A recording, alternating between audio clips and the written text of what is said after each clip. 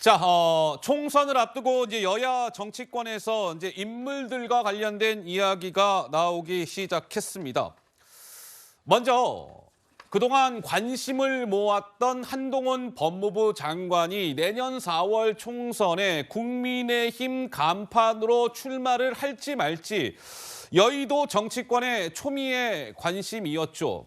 그런데 오늘 동아일보 보도에 따르면 한 장관의 총선 출마와 관련해서 어느 정도 여권 내의 기류가 가닥을 좀 잡은 것 같습니다. 먼저 그 얘기를 해보겠습니다.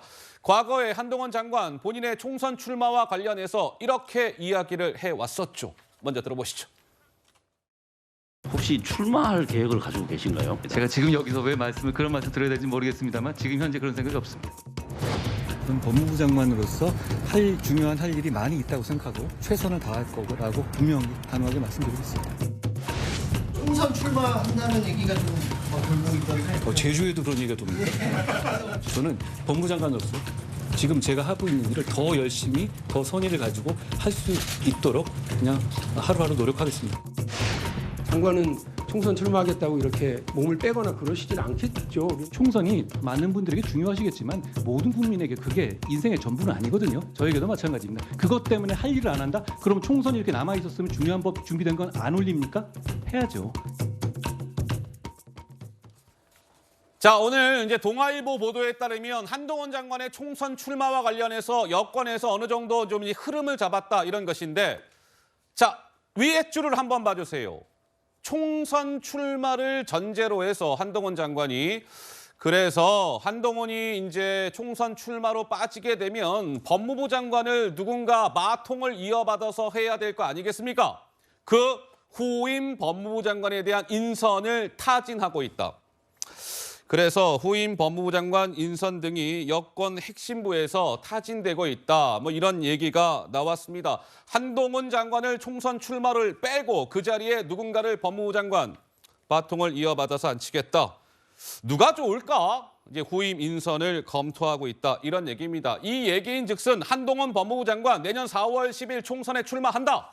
뭐 이렇게 볼 수 있는 것이죠.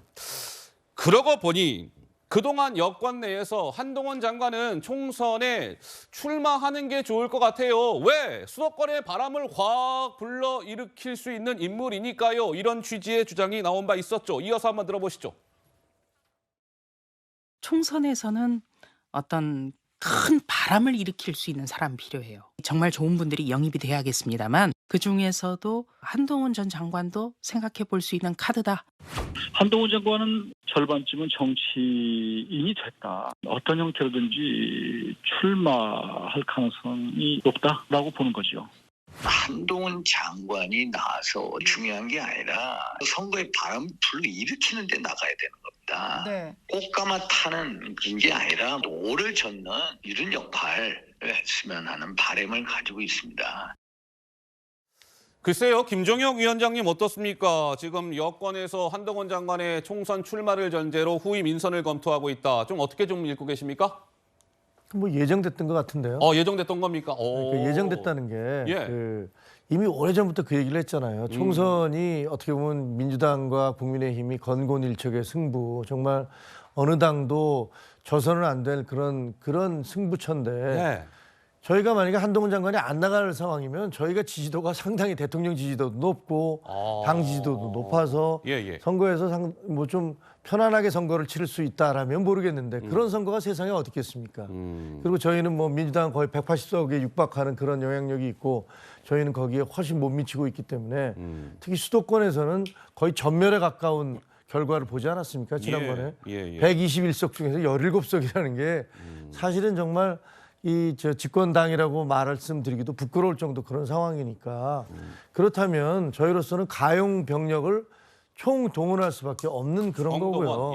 한동훈뿐만이 아니라 다른 분들, 원희룡 장관도 마찬가지고 저는 이제 시간이 점점 지나갈수록 그런 분들이 나와서 역할을 해줘야 된다라는 그런 목소리들이 더 높아질 거라고 생각을 합니다.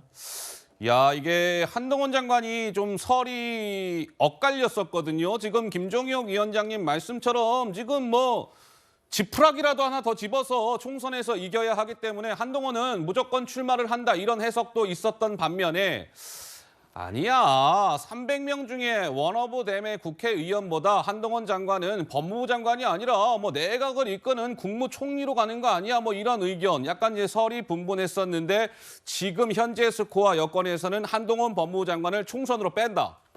이렇게 흐름을 잡았다. 이렇게 볼 수 있을 것 같고요. 자, 그렇다면 오늘 한동훈 장관이 국회에 회의에 출석하기 위해서 국회에 나왔는데 기자들이 질문을 던졌습니다.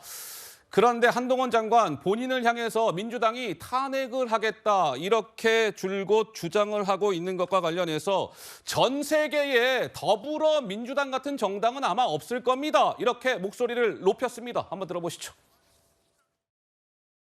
민주당에서 이제 한동훈 장관님 탄핵 이야기 계속 하고 있는데요. 더불어민주당은 지난 한 1년 반 동안 정말 쉬지 않고 저에 대한 탄핵을 얘기해 왔는데요. 매번 말로만 겁박하지 말고 하려면 하라고 말씀드린 바 있습니다. 지금 전 세계 민주국가의 정당 중에서 대한민국의 더불어민주당처럼 습관적, 상습적으로 탄핵을 남발하는 정당은 저는 없을 거라 생각합니다. 그런데 국민들께서는 더불어민주당이 도대체 어떤 사유로 저를 탄핵하겠다는지는 모르실 것 같은데요. 반대로 더불어민주당이 도대체 왜 자꾸 저에게 이러는지는 다들 아실 것 같습니다. 방금 민주당 댓글에서 대상이 정해져 있지 않은데 탄핵에 대해서 장관님이 포함 가능하다고 발언 내용이 나와가지고 탄핵은 헌법이 민주주의를 지키기 위해서 보장해둔 대단히 극단적인 제도 아닙니까?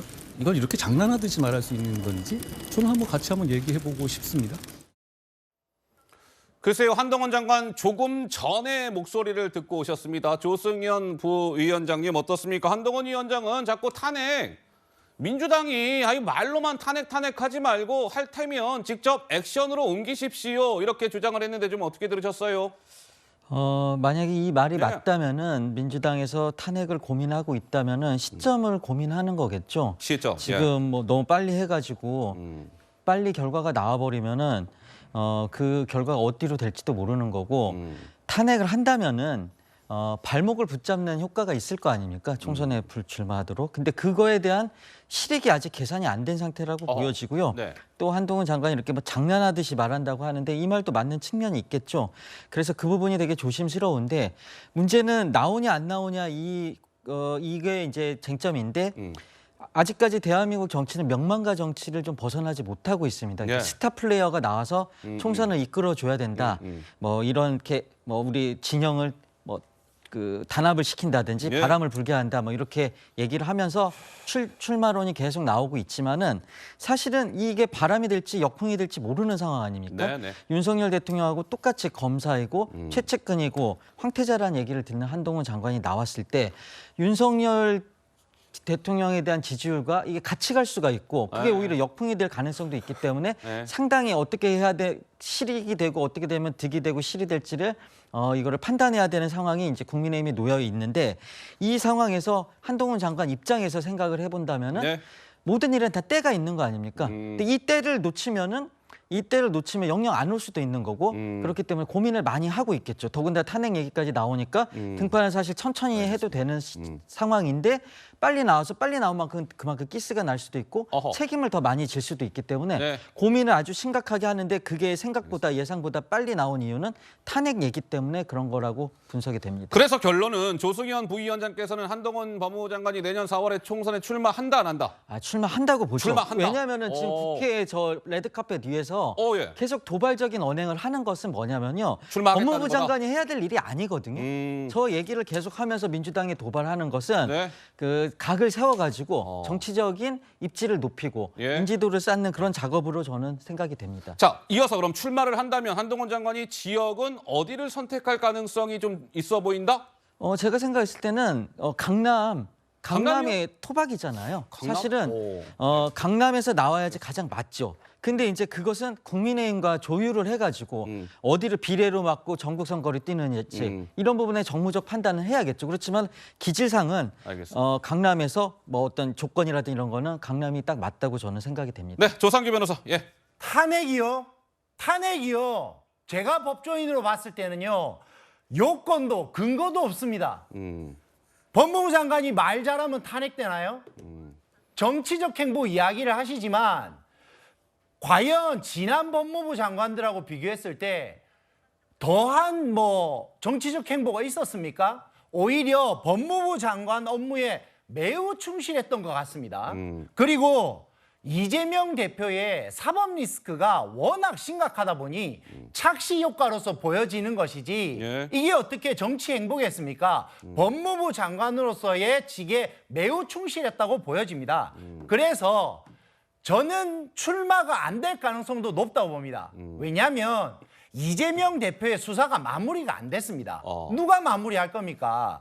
그리고 국정 중심에 어떻게 보면 법무부 장관이 지금 축에 있습니다. 그렇기 때문에 이 중심축이 흐트러지면 예. 말씀 주셨지만 원오브댐의 국회의원이 된다? 저는 오히려 힘이 빠지는 것 같습니다. 어허. 위기가 커질수록 오히려 더 법무부 장관 직을 수행해야 지금 마무리돼야 할 사법 리스크, 이재명 대표의 사법 리스크도 마무리될 수 있습니다. 그리고 총선을 나간다면 지역? 한번 생각해 보십시오. 지역? 너무 따뜻한 지역으로 나간다? 네. 그러면 한동훈 장관을 쓸모없는 국회의원으로 만드는 그러니까 겁니다. 예를 들면 강남 같은 데 나가면 그렇게 되는 거예요. 말이 안 되죠. 예. 그런데 만약에 험지를 내보낸다? 그래서 낙선되면요. 그러면 한동훈 장관이라고 하는 아주 좋은 카드를 쓰지 못하게 되는 그런 문제가 발생합니다. 아하, 예, 예. 그런 부분들을 향후 리스크를 어떻게 해결할지도 아직 결정이 안 난 상태에서 이번 정권에서 만약에 법무부 장관의 대체 인물이 나오지 않는 이상 득보다 실도 높을 수 있다. 저는 그렇게 보여집니다. 오늘 조상규 변호사 목 컨디션이 굉장히 좋은 것 같아요. 예. 예. 김명준 목소리가 아주 앵커인 줄 선명합니다. 깜짝 놀랐어요. 알았습니다. 김명준 앵커인 줄 알았어요. 앵커님이 시켰잖아요. 예, 제자리 탐내시는 겁니까? 예, 김정희 위원장님 말씀하시죠. 저는 뭐 조 변호사님과 다르게 목 상태가 별로 좋지 않은데 예. 근데 저는 아까 지금 조승현 국민소통위 부위원장님 말씀 중에서 시점을 조정하고 있다. 그러니까 쉽게 얘기하면 한동훈 장관이 총선에 못 나오도록 이 시점을 조정하고 있다는 얘기는 상당히 좀 국민들이 듣기엔 충격적인 거로 받아들일 수도 있을 것 같아요. 그럴 왜냐하면 수도 있다는 뜻이. 탄핵이라는 게 무슨 국무위원을 탄핵을 하면서 지난번에 이상민 장관 탄핵을 시켰다가 결국은 헌법재판소에서 만장일치로 기각을 당했는데 이번에도 또 무슨 별다른 어떤 논리 없이 한동훈 장관을 선거에 못 나가도록 발목을 잡기 위해서 탄핵을 한다. 국민들이 가만히 계실까요? 국민들이 그걸 어떻게 바라보실까요? 그리고 또 하나, 만약에 진짜로 탄핵을 했다가 이번엔 기각이 아니고 헌법재판소가 각하를 해버리면 각하. 이거 탄핵 이거 신청 사유 자체가 되지 않는다고 각하를 하면 거기에 대한 후폭풍은 과연 민주당이 감당할 수 있을 것인가? 이런 여러 가지를 따져보면 정말 한동훈 장관만 안 맞다나 헐핏하면 탄핵하겠다, 해임하겠다. 저도 뭐 수십 년 기자 생활을 해봤지만 지금의 이재명 대표의 민주당처럼 이런 식으로 탄핵과 해임을 무슨 저 조자룡 헝칼 쓰듯이 휘두르는 그런 정당은 처음 봤습니다. 좀 자중하시기 바랍니다. 자중하시길 바랍니다. 이런 의견을 주셨고